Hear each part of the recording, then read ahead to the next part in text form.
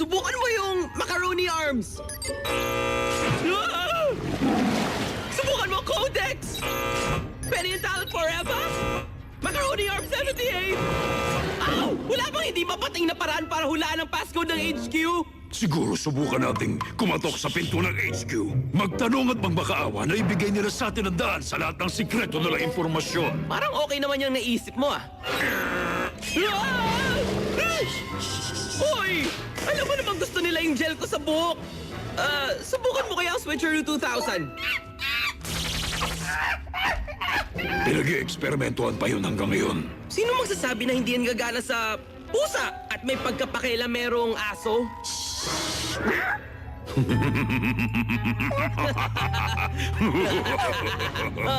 Pwede na ba akong bumaba?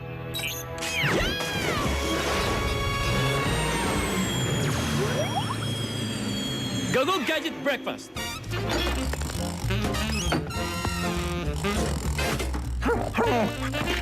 Tadaan!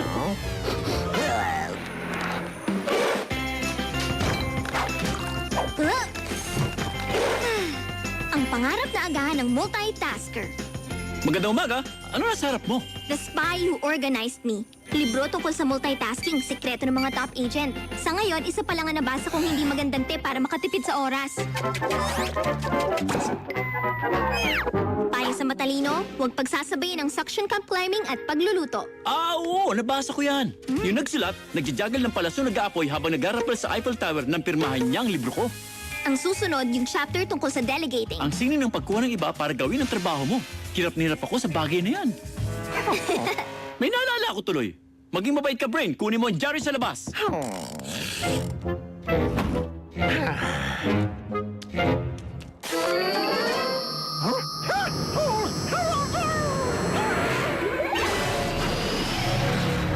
Tandaan mo, umarte ka na parang engot na aso. Gumulong-gulong, makipagkamay, patay-patayan. Mga walang kwentang Petrix, pwede ba? Yan ang undercover mission na kayang-kayang gawin ni Mad Cat kahit nakapikit.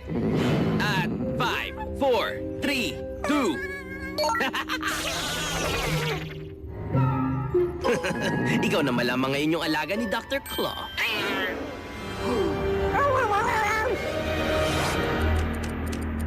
Alam ko, hindi aso kung kumilos si Brain. Hindi siya nakikipagkamay o nagkukunwaring patay o kumakain man lang sa lalagyan niya. Marunong man lang sana siyang sumalo. Ha? Tingnan mo! Kumikilos siya na tulad ng aso! Go Gadget Head Scratcher! Ang galing mo! Oo, talagang maninibago ka sa bago mong katawan. At sa maliit na utak ng pusa.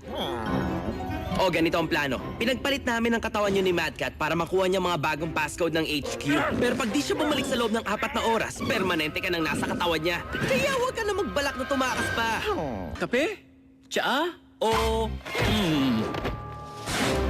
Chief Quimby! Ang galing niyo namang mag-multitask, Chief. Magandang umaga, Gadget.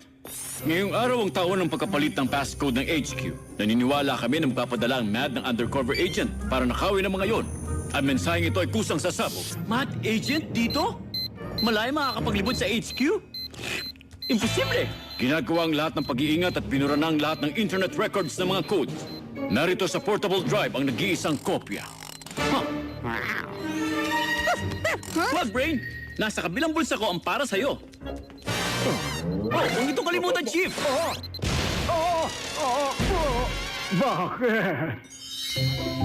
Panoorin mo kung paano sundan ni Mad Cat ang buntot niya na parang totoong aso. Kayang-kaya kanya turuan kung paano magpanggap sa pagiging undercover. Kasi nga, ang dinig ko sa sinabi mo noon, moustache!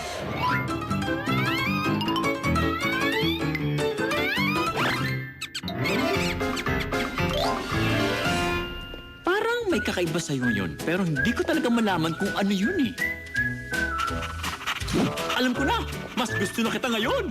Gawa tayong listahan ng mga bagay na hindi pa natin nagagawang magkasama, ha? Yun! Magkunwaring patay? Nabasa mo utak ko! Ang sunod, fetch!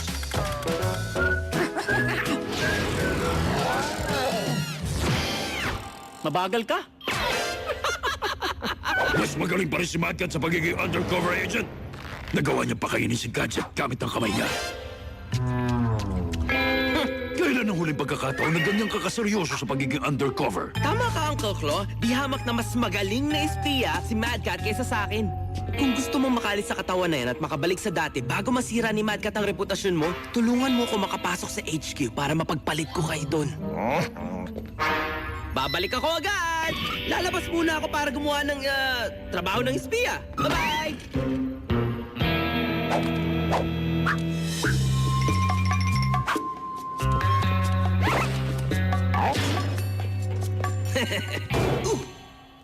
Huy! Bumalik ka nga rito. Sa tingin mo maniniwala si Penny na ikaw nga si Brain nang wala ako para ikwento lahat na nangyari?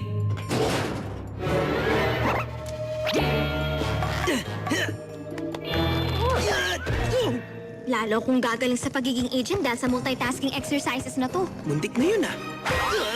Parang hindi ko suot ang 360-degree Codex goggles ko para makita ang nangyayari sa likod ko. Hello? Multitasking 101? At pinahama ka ng allergy ko sa pusa. Wala kang oras para dito. Alam kong nandito ka para... Wow! Nakawin ng mga passcode pero hindi pwedeng tatakbo ka na lang. Oh, bakit naman? Ow! Dahil wala ka nang pupuntahan. O sige, tama ka. Alam namin yung tungkol sa mga passcode kaya ginamit namin to para pagpalitin ang utak ni na Mad Cat at Brain. At pag di natin sila naibalik sa dati nilang katawan sa loob ng 7 minuto, magiging permanente na silang dalawa sa katawan nila. Kung ikaw nga si Brain, ano ang middle name ko? Sige nga. Ruth! Bakit? Pinafollow kita sa My Spy Place. Sige. Yung bagay na si Brain lang ang nakakaalam. Alam ko na. Gawin mo nga yung sayaw natin sa HQ Talent Show Country Jazz Dance Routine.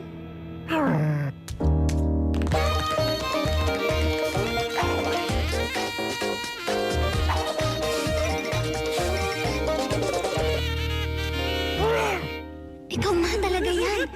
Pero kung nasa katawan ka ni Mad Cat, ibig sabihin kasama ni Uncle Gadget si Mad Cat at yung mga passcode! Sabi sa'yo. Hoy! Sa teritoryo namin, nagmumultitask kami. Kaya kung magyayabang ka rin lang, magyabang ka habang tumatakbo. Anong susunod na gagawin natin sa listahan ng Ultimate Doggy Date? Sumakay sa pandalawahang bisikleta? Hinatang spaghetti para sa dalawa? Nagpalitrato para magbuka tayong dalawang sirena? Anong sabi mo? Lakasan mo! Ako naman ang ilalakad mo. Uncle Gadget, Penny, sasamahan mo kami maglakad? Bumalik ka, Brain! wala nang oras para magpaliwanag. Pero kung hindi agad masusuot ng aso't pusa ang makatulad na sombrero sa loob ng 1 minuto, permanente na silang magpapalit ng katawan. Nakuha mo ako sa pares ng sombrero. Palagi kami magkapareho ni Brain. Hindi ba, Brain?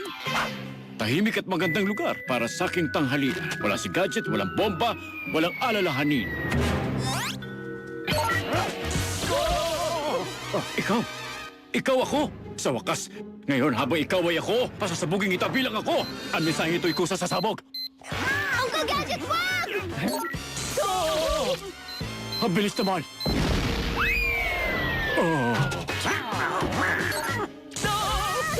Naku po! Anong ginawa mo, Talon? Wow! Kaboses ng pamangking ko ang gwapong lalaking ito ah! Siguro ito na ang tamang pagkakataon para sa totoong pagmumultitask. Go, go, Gadget Arms! Wow! Woohoo! Hindi na ako masasabugan! Ayoko maging matanda, no?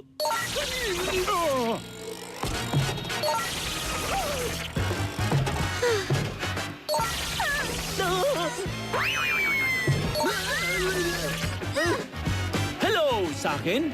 Uncle Gadget, ibigay mo sa akin yung mga passcode bago makuha ni Talon. Teka, Penny, masakit ba lalamunan mo? Napakababa kasi ng boses mo eh. Hindi! Siya si Talon! Ako si Penny! Huwag mo ibigay kay Talon! Ibig ko sabihin, huwag ibigay kay Penny yung mga passcode! Ibigay kay Penny mga passcode. Naman! Tagumpay! Makinig ka, Talon. Meron na lang tayo 5 segundo. Kung ibabalik mo tayo sa dati, ibibigay ko sa'yo tong USB drive. Maliban na lang kung gusto mong maging ako. Oo na! Paalam mga talunan! Wow, Penny! Para ako lumakas sa ginawa mo! Ikaw, ako pala.